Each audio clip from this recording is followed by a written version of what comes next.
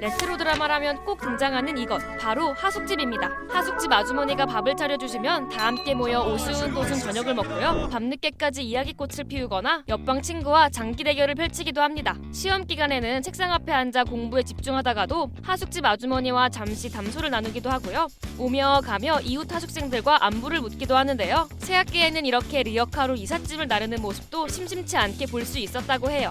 이렇게 정겨웠던 하숙집, 우리 기억 속으로 영영 사라진 줄 알았는데 요즘 대학가에 하숙 열풍이 불고 있다고 합니다. 한때 하숙은 상경한 대학생들의 대표적 주거 형태였는데요. 비교적 저렴한 가격과 타향살이하는 학생들이 다른 하숙생들, 그리고 집주인과 가족같이 지낼 수 있다는 점이 장점이었습니다. 그런데 물가 인상으로 점차 하숙비가 오르며 가격 경쟁력이 떨어지기 시작했고요. 작년부터 물가가 너무 많이 올라가지고요. 그 하숙 하려면은 아르바이트를 2회 정도 이상씩 안 하면 하숙비 자취비도 많이 인상이 돼가지고 부담이 큰데요. 그것 때문에 본인들한테 죄송스럽습니다.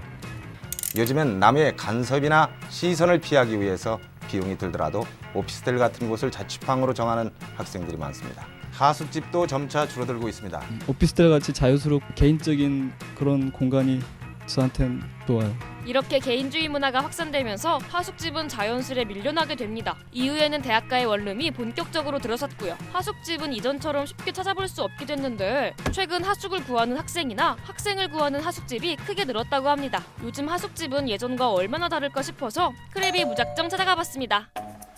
안녕하세요.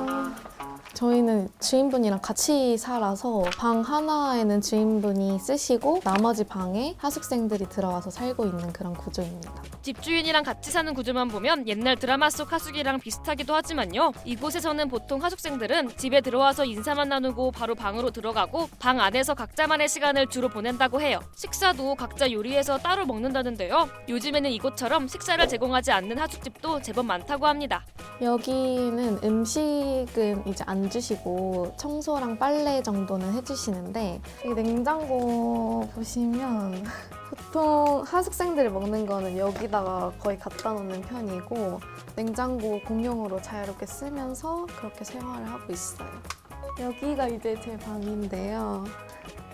과제하거나 수업 듣거나 뭐 공부하거나 다 여기서 해결하는 편이고 하숙집에서 가장 많은 시간을 보내는 건 바로 자신의 방이라고 하는데요. 방에서 문 닫고 뭘 하고 있으면 간섭하지 않고 그냥 뭐 하나보다 이렇게 배려해주는 분위기이고 예전에 막 뭐 서로 모든 걸 공유하고 이런 분위기는 아닌 것 같아요. 이 하숙집에서는 최대한 서로 배려하며 개인 생활을 지켜준다고 해요. 주인분은 안방 화장실 쓰시고 그다음에 하숙생들이 거실 화장실을 쓰는 그런 체계로 하고 있습니다. 딱히 불편한 점은 많이 없는 것 같아요.